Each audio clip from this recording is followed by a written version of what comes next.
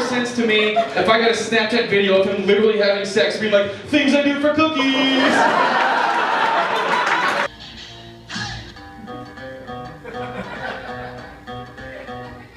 Sam Adams Brewery, Harpoon Brewery, Aeronaut Brewery, my Uncle Donnie's big garage, Leaded Potted Plymouth Rock, Jimmy's New Kids on the Block, Herb Chambers, Arnie Bach, Junior Canna be like Bach, Quincy Market, Faneuil Hall, Malcolm Butler cut the ball, JFK blown away, he's also from Boston, we did fire! So today on the podcast, we have Anthony Zonfrelli, former Tabor Seawolf, two-time Tabor captain for the wrestling team. We were teammates. I think your record was, I just looked it up, it was 136, 100 wins, 36 losses. Yeah, that's about right. Wild, man. I saw that. I was like, holy crap.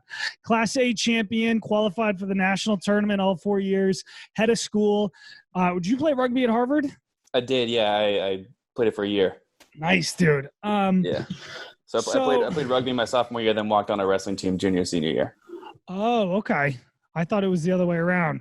So, dude, I kind of just wanted to like reach out to you and people that are sort of in the creative field because I started a sports podcast a couple years ago, and it has been like a lot of like ups and downs for me because I didn't really go to school for any of this stuff, but it's sort of sports was a passion for myself, and I'm sure you too. And when I stopped playing, I played rugby at UNH for a few years. When I stopped playing, like I just sort of like, I felt like I had like more in me, but my body was at the point where I was just like you can't, like I have some like back injuries, some neck injuries and shit. So I thought that I would try to get into like, I don't know, sports comedy. And it's really challenging to do for myself. So I'm reaching out to like people like you and some other people that I went to high school with and stuff like that. And so you're a stand-up comic, right? Yeah. Stand-up, sketch, improv. So how did you, my first question for you is sort of just like walk me through your like creative like journey. Like how did you get from like being a rugby player to like, I kind of want to get into stand-up comedy? Sure. Yeah. So let's see. I knew I always wanted to get into stand-up, like since I was a kid, but playing sports every season, like you just have no time to do that.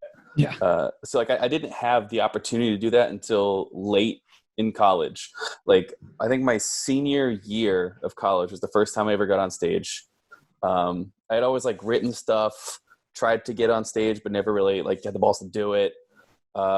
Senior year, I had been roommates with the president of the stand-up group at Harvard for all 4 years. And finally my senior year, I was like, you know what, let's just do the damn thing. Wrote a bunch of jokes, got on stage, loved it. Like crushed my first time out. It was great. Second time I got on stage was I decided to hop in at an open mic down the street where like actual comics perform. It's not just a college show on your campus to your buddies. Got nothing. Just complete and utter bomb. The worst possible outcome. Just people staring at you, drinking. There's like a dance club in the back, like barely paying attention. And I knew that it was something that I wanted to do because after both of those sets, my first thought was like, oh, I can't wait to get back on stage and do it again. Even though they're for totally different reasons, just like that urge was like, oh, that's a good sign. So, man, like that's kind of cool. You had success your first time, but like, what did it feel like to just completely dive? Like, were you up there for 5 minutes, 10 minutes? Like, that's got to be the longest 5 minutes of your life. Yeah. So it was a 5-minute set at an open mic. I remember I had a couple friends come to support me, and I just felt like I just like got off stage and was like apologizing to them. I was like, so sorry you came. Sorry I wasted your time. Yeah. And just like. It's immediately humbling because you do stand up in the beginning and you think way more of yourself than you have any right to, or at least that's how I find it most often. But I mean, like you have to kind of love and appreciate the bomb early on, because like otherwise like no one goes out and just crushes all the time every time. So there's stuff to be learned every single time you go out there. Oh, I agree. I was watching something on Dave Chappelle. I watched his, he won the award. Why can't I? I remember this off the top of my head right now. He won some comic award, and he said the first time he ever went out, he killed it like you.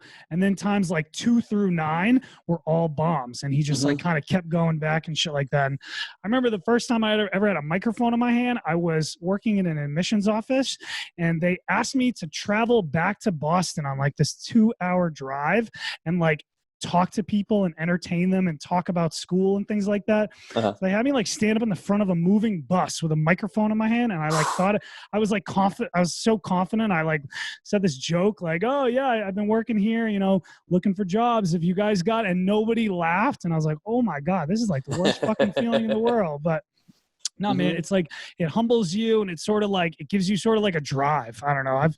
It does, yeah, and like every bomb like adds to the chip on your shoulder that you almost need to have to do well. Yeah, because you got it. Yeah.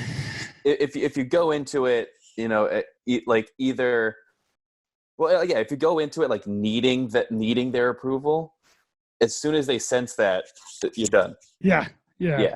Kind of just got to say fuck it and go out there and try it out. So I have a question for you. What made you, I know you said you were roommates with the guys who are doing the comedy. What made you say, I think I want to give this a try? Like, I'm going to take that first step? Because I think for a lot of people, one of the hardest things to do is to say like, okay, I'm going to go for this. It was a lot of just time spent alone in my room writing stuff. Really, like it wasn't the first time getting on stage that was the big deal. It was the first time that I sat down and dedicated myself to writing and producing something that I thought was worth, you know, other people hearing. Okay. You know, so it was just sitting down, writing jokes. The reason why I didn't get on stage for 3 years before my senior year was that I didn't feel like anything I wrote was worth it. So my senior year, I just wrote stuff, and I was like, okay, these jokes I believe are funny enough on paper. Anyone that says them, it'll be funny, and like that was enough to get me on stage. So it kind of, you had been doing it for 3 years, but you didn't have the confidence to sort of take that next step. And finally, like, you were like, college is about to be over. I'm just going to go for it. Like, who cares at this point? Yeah. Yeah, man, I feel you.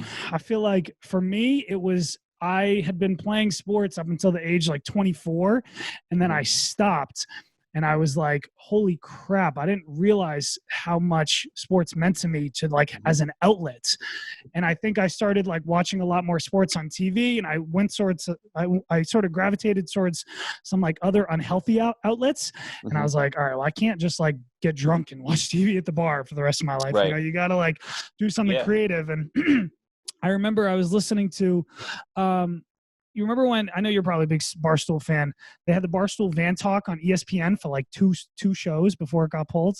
No. What was this? Okay, so they had, Barstool got a TV show on ESPN for 2 weeks a couple of years ago, and then it was pulled, but they did an interview with Dan Patrick, who's like one of the biggest sports broadcasters in the country. And he was like, you know what, man, when I was younger, it was just me and my buddies, and we thought we'd like talk sports and like do this thing, and like I've just worked really hard from something that was a little fun project, and 25 years later, he's one of the highest paid broadcasters in the world. And I think like at that moment, I was like, dude, fuck it, like who cares? Like I should try this. I think if he could do it, and if anyone, you know, if you have a passion for it, I'm going to go for it. So that was sort of like how I started doing this. And it's been like, you know, for me, 2.5 years of, you know, I'm going to try to do the football stuff. I'm going to try to do a little mental health and wellness. And it sort of hasn't really like been something I can consistently stay with.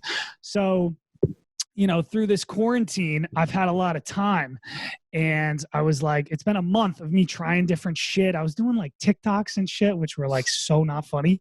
I'm so not a TikTok guy, but I finally kind of came up with the idea. Maybe if I do a podcast series and release it all at once, it'll take away a little, you know, pressure for me and shit like that. And yeah, I don't know, man. I'm just trying new shit, you know.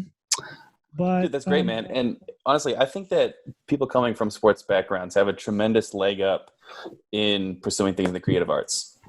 Really? Yeah, just because of the amount of times you have to deal with failure or rejection and things like that, and having to persevere through it just in a sports career, it translates like directly.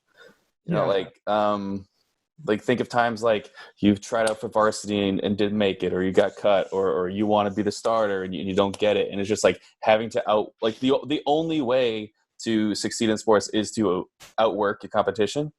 And it's it's a direct corollary. Like talent gets you so far, but I mean, actually putting the time in and working on it is like just the only thing you can do. And like comedy is sort of similar, man. When I, a year ago, I spoke to a woman who worked in the comic field. She was a full-time comedian, got paid to write every day. I spoke to her on the phone and she was like, I kind of, she had this, her whole thing was about like weed, and her Instagram and Twitter was weed. I kind of thought it was like a little sarcastic, not, nothing serious. When I talked to her, she's like, bro, I put in work every day. Like, this isn't like a fun little game that I just do. Like, it's a lot of work. I write every day. I come up with new ideas. So you got to kind of have that same approach. And that's what sort of like, I feel like stopped me a little bit, is because I didn't realize how much work this shit was going to take. Yeah, no, the successful ones make it look like they're putting in no effort. Yeah. Yeah. But I mean, behind the scenes, they're just grinding. Like watching Stephen A. Smith on First Take, he makes that shit look so easy, dude. And I'm like, holy crap, bro. The amount of it's so hard to sit there and do a monologue. I was trying to do that by myself. Oh my gosh. Dude, it's just so much preparation. It's so much practice. It's like just getting yourself into a muscle memory is so huge. Yeah, I was always like a math guy.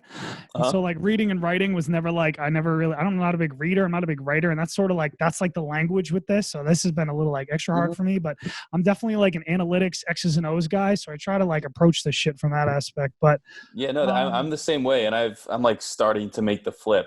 Like I majored in economics and statistics. Like that was my way through college. Those are most of my classes. Then I started taking like electives and kind of getting into it. And then, those are really the things that I look back on and help me in my creative field now. I took a couple art classes. I took things from like ceramics. I took a drawing class. I took a class called intersectionality, which, all these crazy classes. And they one thing that was really important, which I've learned, is like, we would always critique everybody's work. And the teacher was always like, yo, man, this is one of the most important parts. And hearing people talk about work and dissect art and shit. And that sort of helped me like access that part of my brain, like the creative side. You know what I mean? Like, that's dude, it was literally not until college that I found out that like professional writers could be wrong ever. Like it never even crossed my mind. Like one of my first English classes, we had to read some article written like 10 years ago, whatever, write a paper on it. And we got into class and the professor's like, okay, so what parts of this argument suck? And we're like, oh, what? Like, yeah, you're right. They're just people also putting in work that could suck too. Like you have that power to have, your own opinion on something.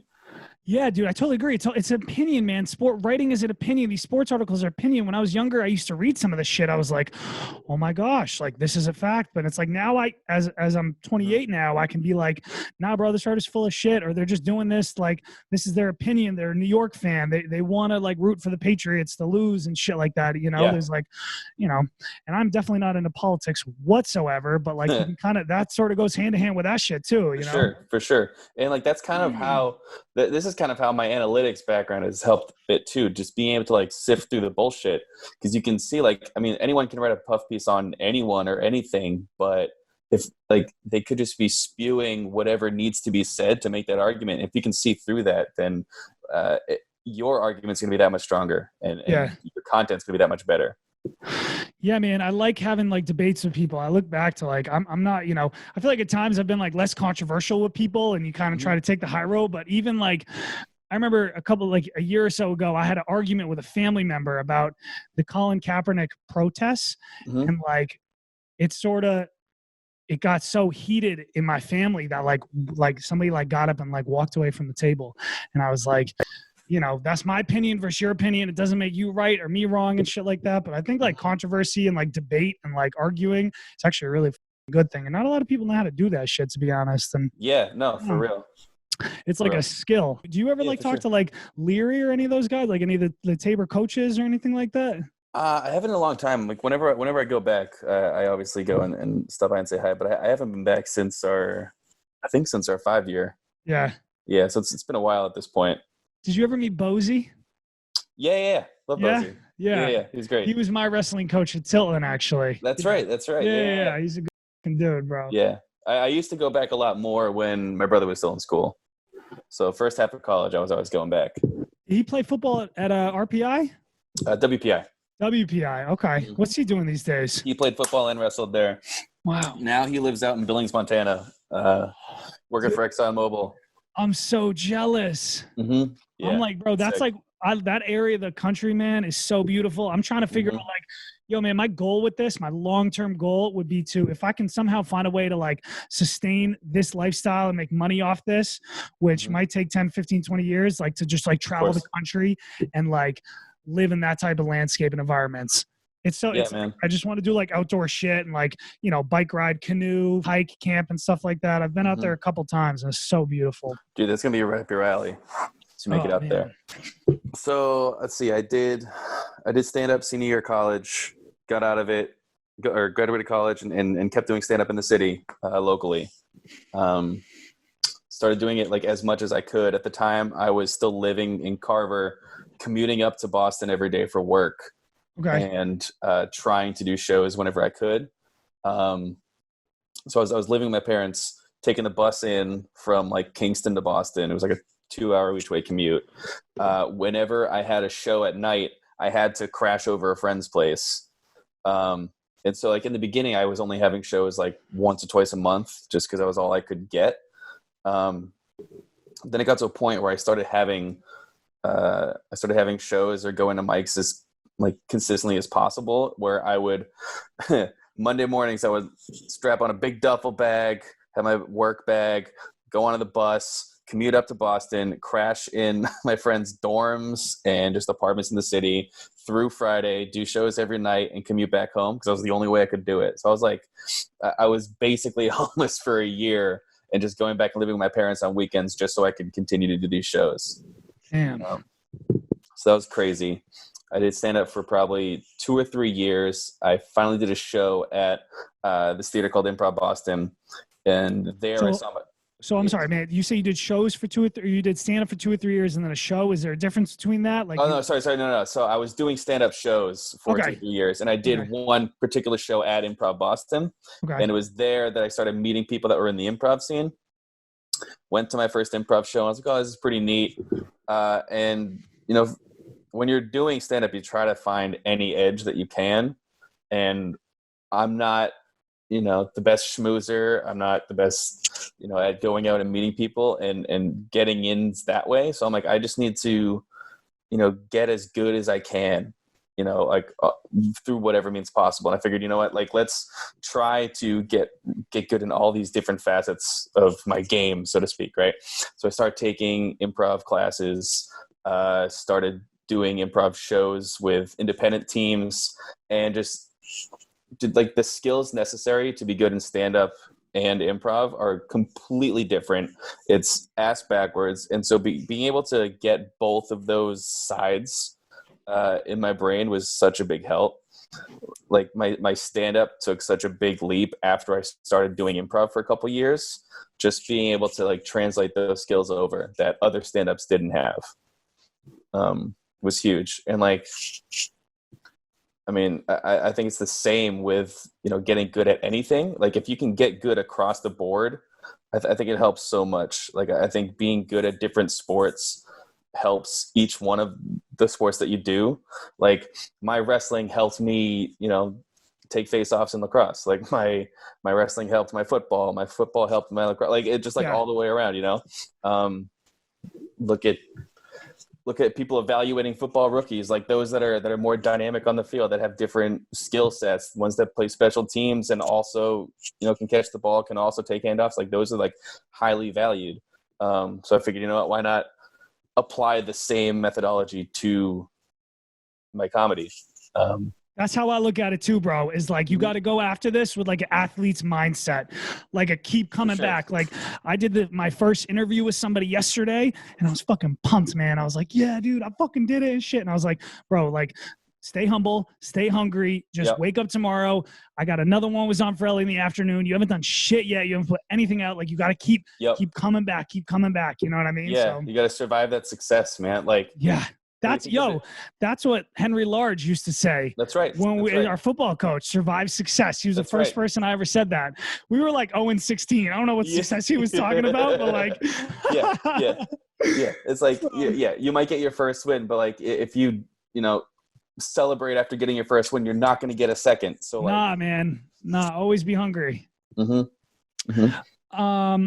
What was that? What did I just write down? Oh, dude, I just think like wrestling, like as a sport, like you did it for like middle school and high school. I only did it for 3 years, but I'm so glad. Like basketball is probably my favorite sport of all time, and I gave up basketball to come wrestle for 3 years in high school. I wish I did it when I was younger, man, because those wrestlers, the guys like you who compete at the high level, are guys that have just been. It's like it takes so much time and dedication, and like I'm so glad that I even just had 3 years, because it has mentally made me like so much stronger in life to be able to get through shit. Because bro, not even the matches, yes.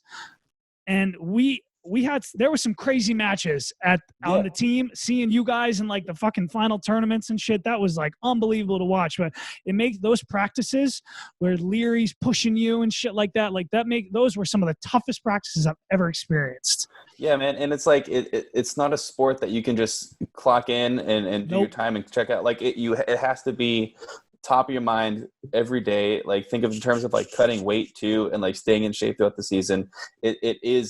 It takes over your life that entire season, and it builds confidence. Like walking around, like if anyone's like, you could just fucking throw them on the ground. Even if they're bigger than you and shit. So and the other thing is that it creates such a sense of like both pride and responsibility, and that if you lose, you are the one that lost. You can't blame it on your teammates. It's all up to you. And if you win, likewise, it's like, oh, I put in this work, and that's how I get to this point. Like that's how I achieve the successes. You can own that part too, which is great.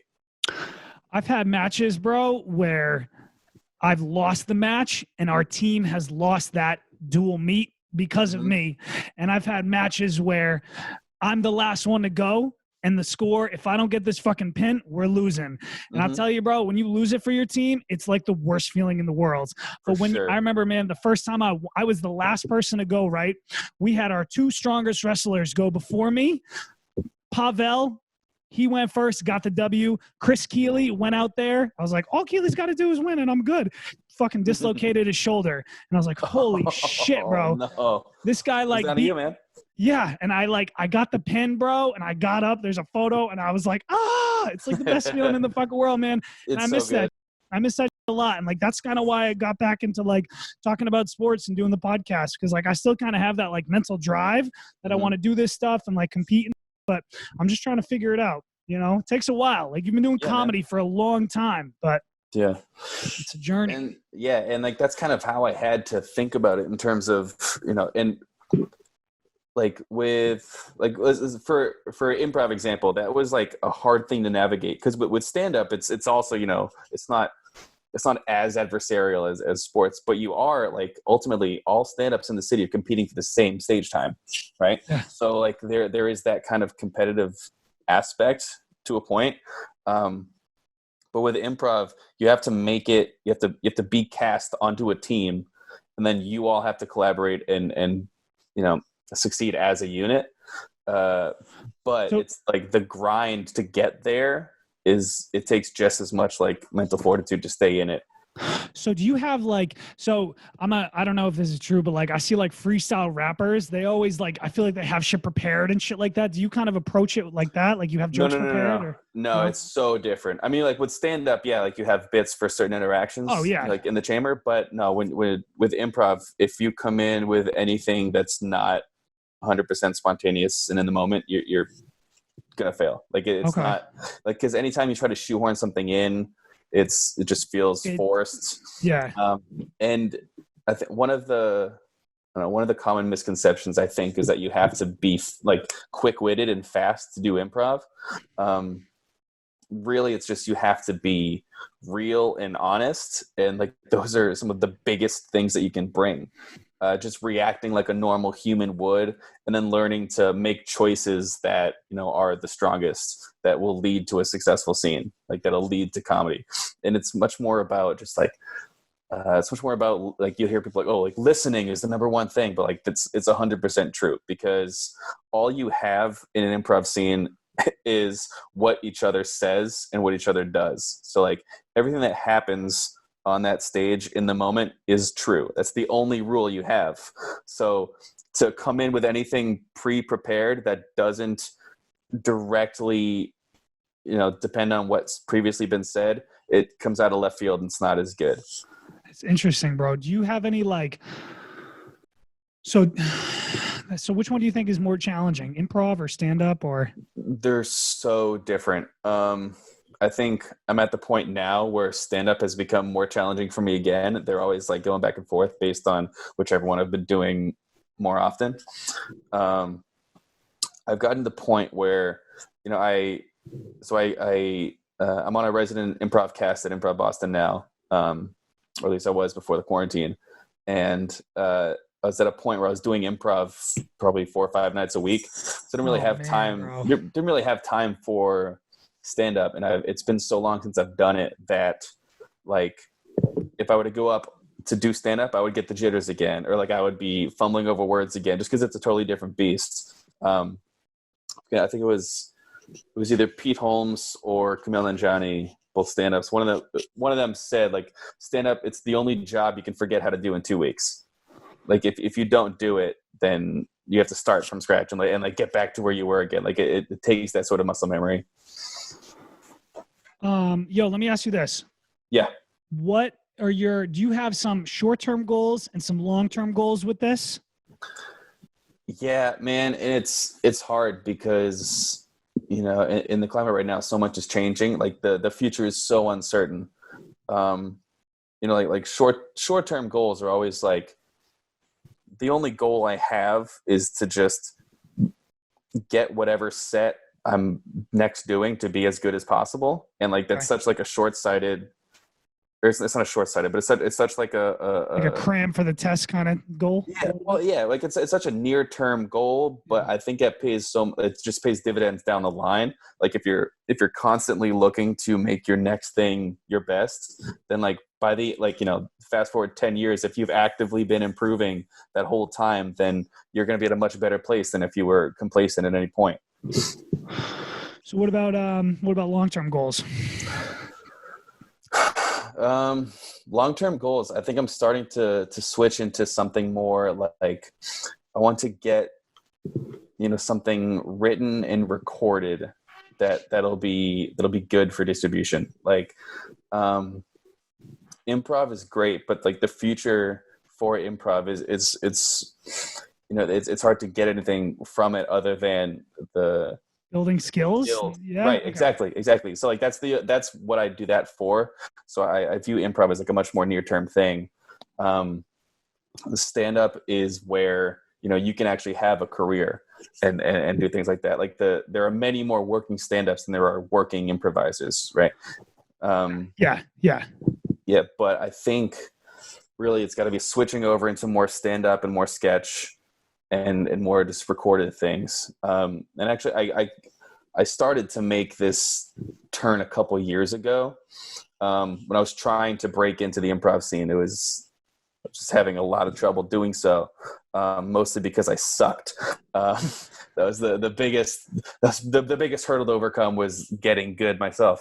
But I realized I was like, there are ways to make opportunities for yourself. So at that point, I started writing a one-man show, and since then I've written 2 separate one-man shows, and they've both been like the most fulfilling things that I've done, way more than getting cast on improv casts or like crushing a stand-up set. Like the one-man shows have been things that like weird ideas that don't necessarily fit into a particular medium that is widely consumable, but with the one-man show that I complete control, I was able to take whatever silly, stupid, ridiculous idea I had and put it to paper, write it out, and actually execute it in the show.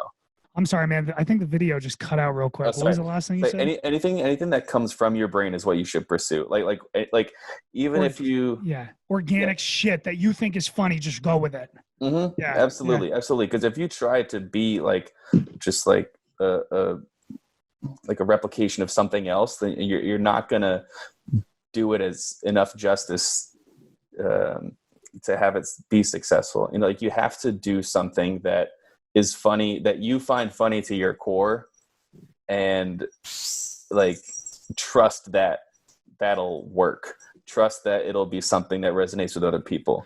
Have the confidence in yourself. That's Yeah. a tough one, man. That's tough. That's what I'm struggling with, bro. Mm-hmm. So, I was going to ask you, man, for someone who has like, I got like stage fright, man. I've walked into comedy. I've walked into stand-up places around where I work. I've talked to them. I was like, hey, how do you, get started with this stuff? Like, what would be your advice to somebody who has stage fright but wants to give this a try? Like, how do you get over that hurdle, I guess? Just doing it. Like, just do it. Dude, just do it. Yeah, like that's the only way. Sorry, my cat's That's cool, bro. right Oh, I've seen your cat on Instagram, bro. It's such a good-looking cat. Oh, thanks, man. This is Kylo. Kylo, what kind of cat is she? He is I don't know, just some kind of domestic short hair, dude. We adopted him from Alabama. Wow, that's so cool, man. Is he like behaving? Everything good with him? Does he tear shit up? Good. Yeah, I mean, he tears shit up like probably 3 hours a day, and the rest of that he's perfect angel. So nice. Yeah, man. I gotta rescue Pitbull actually from Toronto, and she's like the sweetest girl with us. But if you come to our home unannounced, she's gonna bite you. So you gotta kind of just watch your ass. But love that. Bro, yeah, man. I've been like. Just overcoming like stage fright, I guess, because that's sort of where I'm at, Yeah, yeah, man, just doing it, because like I think it was like Patton Oswalt told the story where it's like, I mean, what's your biggest fear of happening? And it's just bombing, right? It's like after you've bombed and you've gone to bed and you woke up the next morning and you were still breathing and nothing really changed, you realize like, oh, that's the worst that can happen. That's it. Like, yes, no big deal. Yeah, dude, that's what totally, man. I feel like whatever your worst fear is, you got to find a way to just like get through that, experience it, realize you're still alive. Everything's fine. It's a lot. It's hard for a lot of people, man. It's hard for me in certain things. Like there are some things I'm super confident at that are no big deal.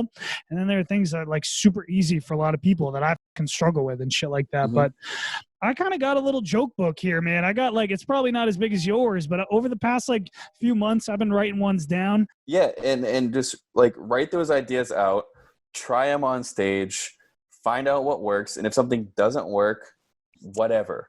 Like keep pushing and pushing and pushing and refining until you get to a point where, you've got something that's How big is do you have a big joke book or?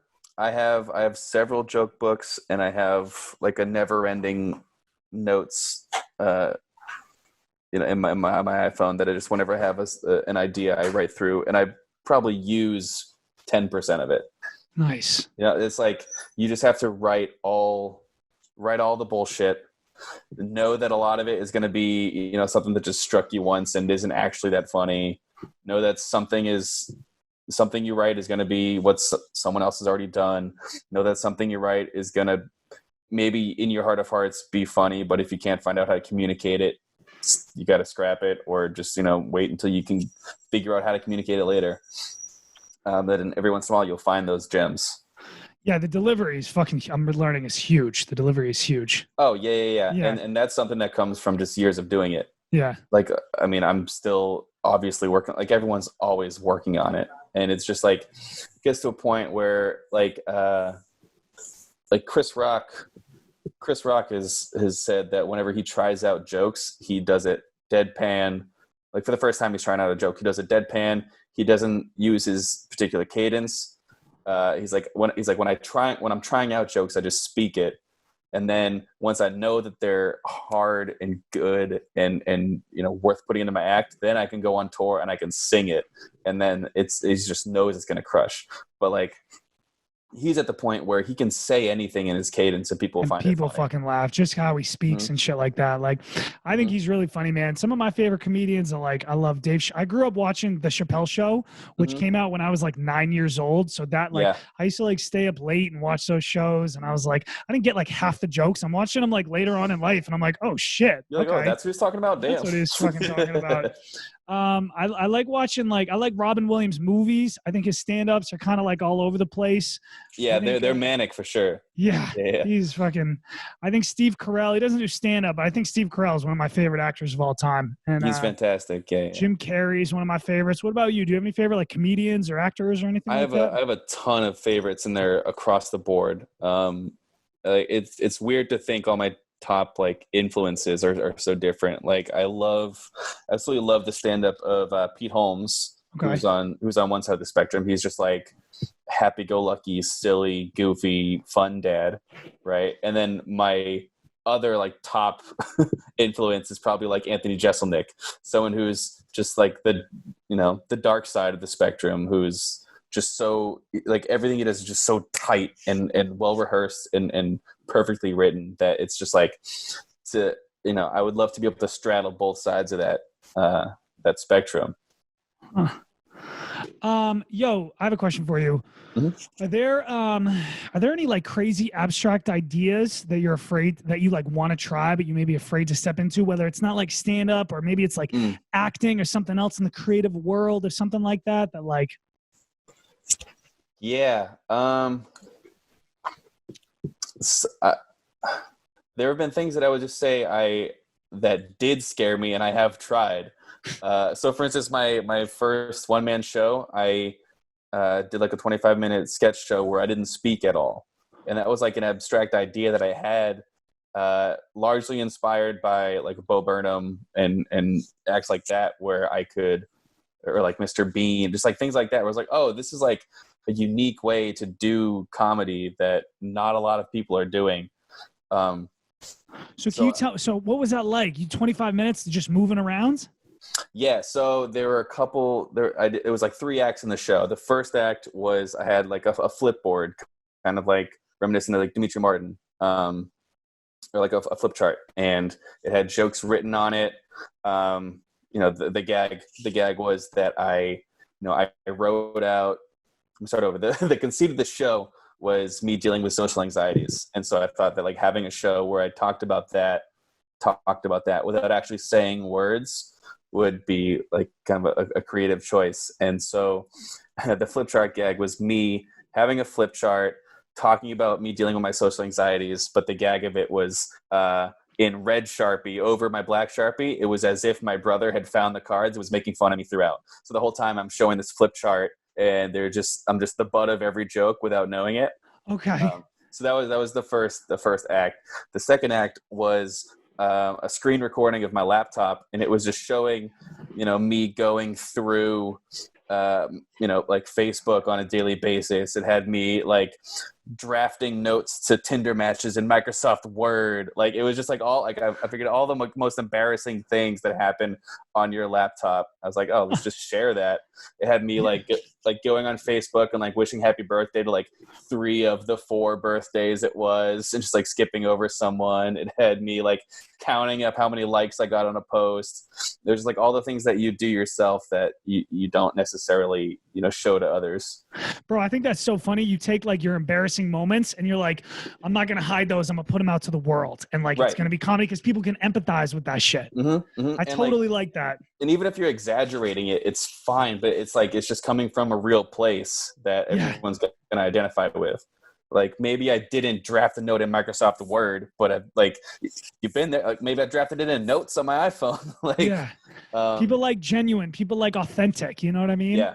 That's what I'm learning. That's sort of like the idea for me in the show is like, I don't want to come out here and be like, whoa, Lone Wolf McQuade Sports Podcast. I want to just like come out here and like, okay, man, I'm trying to get into some real shit. I'm trying to connect with some real people that are, inspired and trying to do some cool shit. And hopefully like people listening to this, somebody has a cool idea that they want to get into sports or art or music or, computer design or whatever it is. And like, I'm going to take that step because for me personally, it's been really hard. So I'm reaching out to a lot of people that I think have had somewhat success, not necessarily professionally getting paid, but like, have been sticking through the adversity and things like that. So I thought you were like a perfect candidate for this shit, man. So I do really appreciate, you taking the time to talk with me. For sure, man. Yeah. Thanks for thinking of me for this. This has been like a blast to talk about. Yeah. No, we're not ending. We don't have to end right now. Yeah, no, we're not ending. I got some more questions. What did I just write down on my phone? That's my big cock joke. I'm gonna save that one for another time. Oh yeah, your act, man. Continue talking. Let's hear about like the third. What was the third act? So the third act of the show was definitely the most abstract thing, and it had been like let's see, it started as like a tweet idea I had like 2 years earlier that didn't get any traction. Then I tried to write it out as a stand-up bit, and the whole conceit of the idea was like, oh, whenever I hear like certain sounds in songs, like I have like the compulsion to react to it, or like clap along with certain songs, or like hit along to certain drum beats. And so the idea was this abstract scene where it was basically me miming to a pre-recorded audio track that I had made, where I get trapped in my own brain and I have to play along to all these certain songs, and it just rapidly switches from song to song to song, and me having the compulsion to play along to all of them. And it was like it was definitely the most creative thing I've ever done, and it was something that I got to combine my improv skills with, because in improv you don't have any objects with you, of course. You have to create everything just using your body, using your words. So I just I have the pre-recorded audio track kind of narrating what's happening and suggesting what's happening, and then my actions kind of exploring a space to create a scene. And it was definitely like the most fulfilling piece of work I've ever done. Like, that was the first thing that I did where I started getting people coming up to me after the show and like shaking my hand and be like, oh, that was really, really cool. And I was like, oh, this is something that, like, as I was making it, I was like, this might be just for me. I have no idea. That's so cool, man. And let me ask you this. At what point from when you started to when that happened, how long was that? Let's see. That was probably my fourth or fifth year doing comedy. And that was, wow, that's kind of crazy that it was like 4 or 5 years. And then you got that feeling of, holy shit, man, people like this work. Yep. So I have a kind of a similar story. When I got the idea to do a sports podcast in October of 2017. So it was about 2.5 years ago. I had talked to some people about it and tried to put something together and bought some equipment. I didn't record my first episode until August of the next year. And it was like I did a pilot episode at the Patriots Giants preseason tailgate. I had some friends come out. One of my buddies showed up. He was like blackout drunk. We were in the parking lot drinking beers. Yep. And I had this like joke where earlier that day, Aaron Rodgers had signed that big $80 million, that big huge contract. And then in the 1 year span, he got $80 million. And I was sitting there thinking like, wow, imagine making $80 million. And I'm a stats guy. So I'm like, how much does he make per week? How much does he make per game? How much does he make per hour? And I was like, I was teaching at the time. And I was like, I usually spend about 1 hour's worth of pay, about $16 on my lunch every day. And I was like, where does Aaron Rodgers have to go out to eat to spend 1 hour's worth of pay, which was like $150,000? I was like, what kind of lunch is that? Does that come with like strippers? Does that come with diamonds? And the way I said it, like everyone started laughing so hard, and it gave me this confidence, like, oh shit, like maybe this, if you work hard, maybe this shit is for you. So I've had like a moment like that too, and it feels really good. And great. I landed that one on my pilot episode, but it took you, I mean, I'm sure you had some confidence before that, but it's one of a lot of the best jokes I ever wrote in stand-up were in my first act. But it's just like, you also don't have the chops to do it as perfectly as they could be. It's like those nuggets are also still growing, Yeah. It's a work in progress, but it's tough, man. Yeah, getting like you said earlier, you wrote for a couple years, and then you finally got the confidence to get up. And that was kind of like me. Like I took a whole year of thinking and planning, and like these are some topics, and then that's when I finally pulled the trigger. And you've been doing this for like 4 times as long as me, but it's a lifestyle. And I'm trying to what I'm trying to do now is start now and continue this for my whole life, and maybe I can find a way to make money off it someday. Dude, and that's the biggest thing is that. So one of the best lessons I learned early on, I was talking to a guy named Chris Duffy, who he's a stand-up. He does a lot of great work across different mediums. He had a show called You're the Expert, which was a podcast, and then I think I picked up by was it NPR? I don't know. He was picked up by some radio station and got broadcast. And what he told me, 2 things. The first thing was, the only difference between a comedian and not a comedian is that you just do it. Like there's no barrier from being a comedian to not being a comedian. Like if you go to an open mic and you're doing jokes, you're a comedian. Congrats. Like that's all it takes. And like having that confidence is huge. Whereas also you could be the funniest dude, but if you're sitting at home and not actually getting out there, guess what? You're not a comedian. Yeah. The confidence to take that step. And like I said earlier, man, that's one of the hardest things for so many people. And that's what I hope some people who watch this can relate to. And like, okay, like I've had this idea for so long, I'm going to make that step, because I know so many people who are like 10 times as funny as me. And I know so many people who know way more about sports than me, are way more passionate sports fans. But like, I'm trying to like just take the action and get out here and produce the content. Right. And it was tough reaching out to not only you, but everyone. It was like, took me a couple of days to really like, all right, man, we're going to do this. Yeah, man. And it's like, you know how many people like, you know, I'll talk to at parties, they find out to do stand-up. I'm like, oh, like I could totally be a comedian, but I just, you know, I don't have the time, or I don't like, it's like scared to get up there. I'm like, well, guess what? Like that's the only reason you're not a comedian. So just do it. Yeah. Right. And then you can be one. Like, great. The other biggest piece of advice that Chris Duffy gave me that day was just do shit on your own. Because if you're already doing something and producing something, you have a much better chance of being successful. Like the only reason he got a radio show was because he was already just doing his own show. It wasn't like he had this talent that was then, you know, somebody at a high up place was like, oh, I recognize talent in you, I'm going to give you an opportunity based on nothing. It was like, no, you already have this show. We're just going to let you do your thing, like through our medium. So like the fact that you're just starting up a podcast and actually doing something, like that's the biggest first step to make. Dude, I totally agree with you. It's about consistency and repetition. It's about continuously doing it.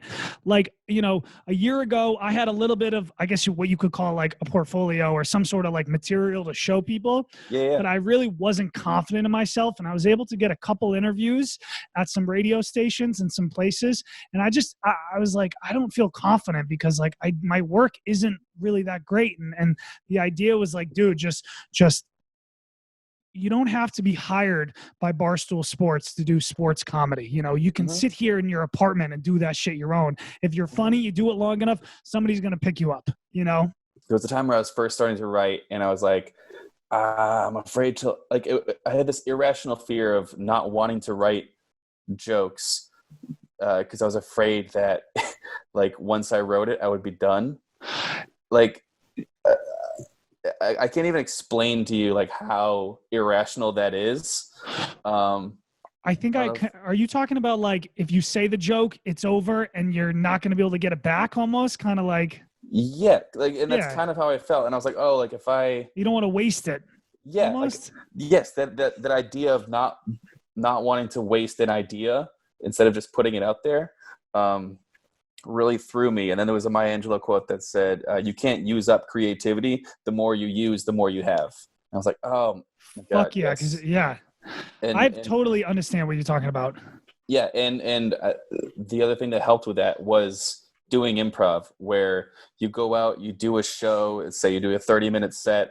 Guess what? Like that's done. Like you can never use that again. You'll never see it again and it's gone. And like just being okay with that was a huge step for me mentally. Interesting. So you do feel like that once you use it, you do a 30-minute set, like that material is no longer touchable? Yeah. Well, I mean, it's also never going to be as good as it was then in the moment. So in that sense, it's a little different than something you may write. But I think of it like something Patton Oswalt said, where someone stole a joke of his and started doing it and achieving some success. And they asked if he was like threatened by it or how he felt about it. And he was like, guess what? I'm cool. Fine. He can have that joke because I know I'm going to be able to write more. And he's not, because he had to steal that one to have any success. So like just being comfortable enough with your own creativity and your own drive to actually put in the work to write more is huge.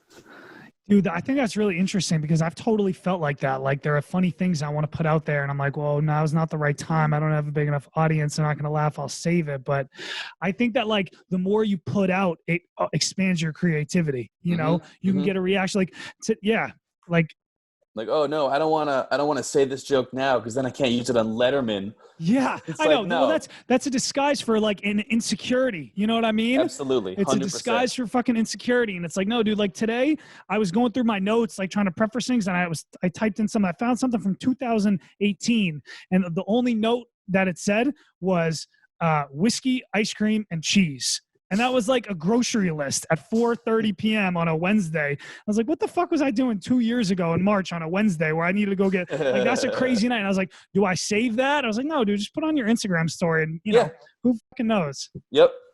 And enjoy those successes as they come and just know that, like, guess what? Whatever joke you write, it's not like you will have the ability to do more and do better. Like just trust yourself. Are you familiar with Gary Goldman at all? No, I don't think so. Oh, dude, you would love Gary Goldman. He's a Boston guy, stand up. I first knew him from Last Comic Standing when I was a kid, and I loved him then.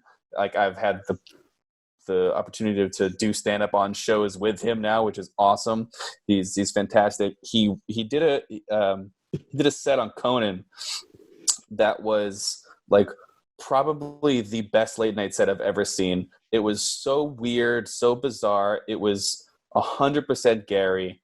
And he was talking on a podcast and he said that, he's had battles with depression his whole life. And he got to a point where after doing that set, his depression hit harder than ever before because he felt like he had peaked. He's like, I'm like, people that I look up to and admire are telling me that this is the best work they've ever seen. I'm never going to be able to do better.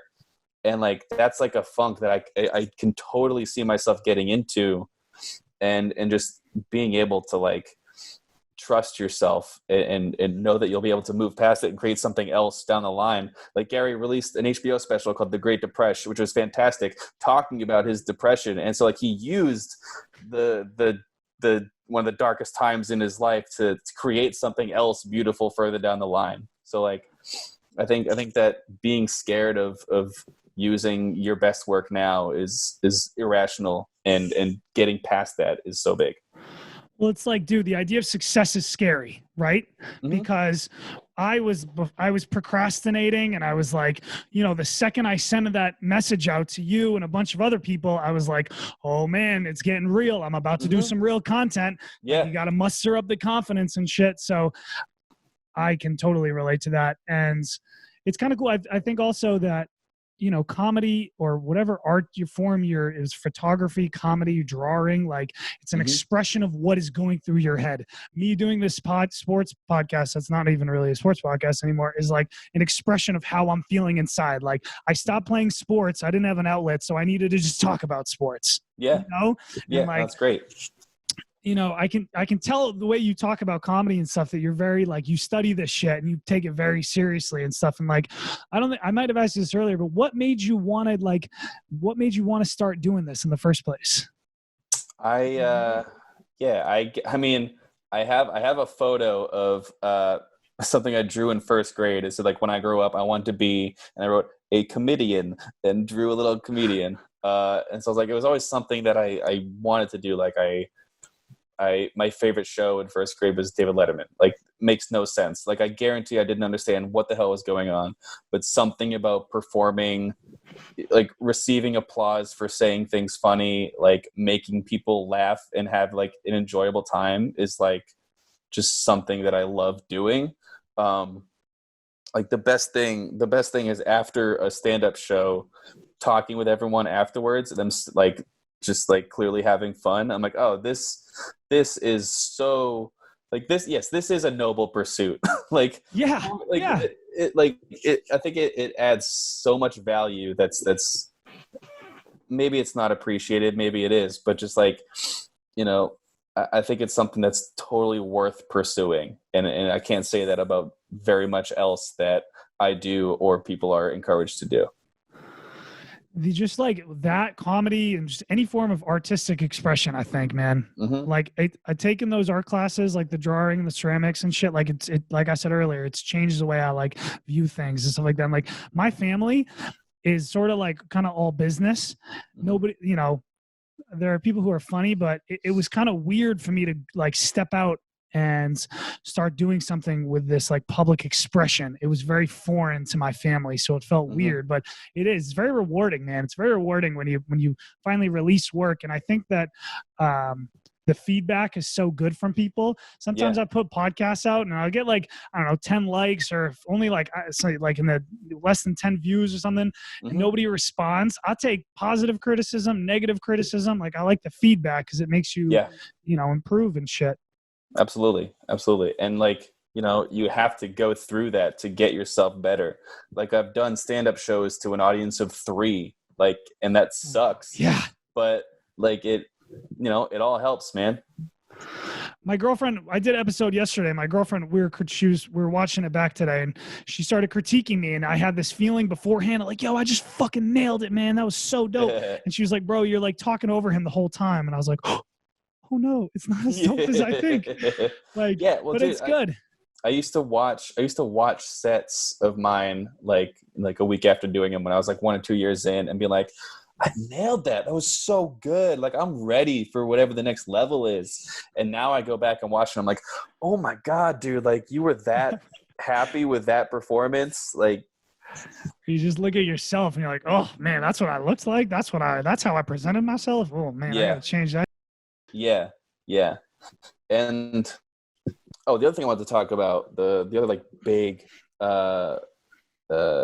like quote that I got was from I don't know if you ever saw this video by that Ira Glass put out about doing good writing and doing good podcasting or whatever your creative field is. It was that your taste and your skill doesn't always match up. And when you first start out, like you may not have the best taste in something, you also don't have the best skill, but you'll start to acquire skills and you'll think you're doing well. Your skills will get a little bit better, but then your taste gets way better, and you start realizing what you could be doing without having the skills to get there. And that's the time where a lot of people quit. Like you start seeing yourself fail, you start knowing why you're failing, but you don't know what to do to get there. And it's just putting yourself through that and getting to the other side where your skill catches up to your taste as much as you can. I think that is huge. Well, yeah, sometimes you got to throw an audible in there and change up what you're doing. I got into this from listening to the Barstool Part of My Take with Dan Patrick. And that's what I tried to do for so long. And I'm sort of like, now I'm realizing maybe like that's what my taste is, but my skill might be in something totally different. Maybe I do like, I talk to artists and musicians and do something else. But who knows, you know? You got to try different shit. So I totally relate to that. But speaking to, you know, calling an audible and what you're doing, when I first started out doing stand-up, I was doing like basically an Anthony Jeselnik impression where like I look back now and I'm like, oh, that's like silly and ridiculous. I can't believe I did that. But like I was proud of the jokes I was writing. And like I still think that they have merit. But I got to a point where I was like, that's not you. Like I can't actually talk about anything real that way. And I want to switch things up just because like I felt like my ceiling was capped because I'll never be able to do what Jeselnik does. Like he's perfected that style. And so I challenged myself and I was like, I need to do something to get me to write something, like write cleaner comedy basically, and like write something that's real that people can identify with. So I was probably 2 years in. I was probably 2 years into comedy, and I wrote out I sent an email to a pastor at my church, and I was like, hey, what are your thoughts on me headlining a comedy show for a benefit for the church? And at this point, I had zero content that was good enough or clean enough to be done at a church. So I was like, oh, okay, and do the exact opposite of everything I've done so far. And challenge myself to do that. And I put on a show where I technically did 45 minutes of comedy. maybe 10 of that's usable now, but like just being able to put myself in that situation where like I have to do this thing now and change up everything I've ever done was such a huge experience for me. Did it like hit? Was it a hit? Or? Yeah. Oh no, they loved it. Oh, I will say, I think church audiences are like the easiest ones. That's so true because they're supportive too. Like they also want you to succeed all the time, which I do. I genuinely think that all audiences want you to succeed. No one goes to a show hoping it sucks. Well, fucking assholes in New York definitely do that shit. I'll be honest with you. Sure. And people on the internet do for your podcasts and videos. But like, I think ultimately the audience wants you to succeed, but like especially in that environment. So it was as big of a risk it was also safe in that respect. But just that experience was huge for me. And now like I find myself trying to, bounce back and forth between the two. It made you have to like change genres. You can't say the dirty sex dick blowjob jokes to those people. And like I can imagine that's probably easier to make those people laugh because even if you go a little bit close to the line, they're like, "Oh, he said that." I went back and did a show at Tabor. I did a full show. I had my friend come in and open for me, and then I did like 45 minutes again there too, and it was so much fun because their perceived line of what's taboo is like so much like shorter than ours. So like anytime I even approached it, they were like, ooh, and like, oh, like I can't say it, but I can laugh when he says it. Yeah. That was such a delight to play with. Bro, I think the fact that you're doing like 45-minute like stand, that's so impressive to me. And I know you've been doing this forever, but it's like, whew. Oh no. Like, and I would say I'm still very early on. And like it's not necessarily 45 minutes of straight stand up. It's like maybe 25 of stand up and then a couple songs, and then I do like a bit with like impressions. Just like trying to just run the gamut of everything I can do. Thank you so much for having me. Bro, you're welcome. Great. You're welcome. Nice I'll catching be in up. touch. You too. Peace. See you, buddy.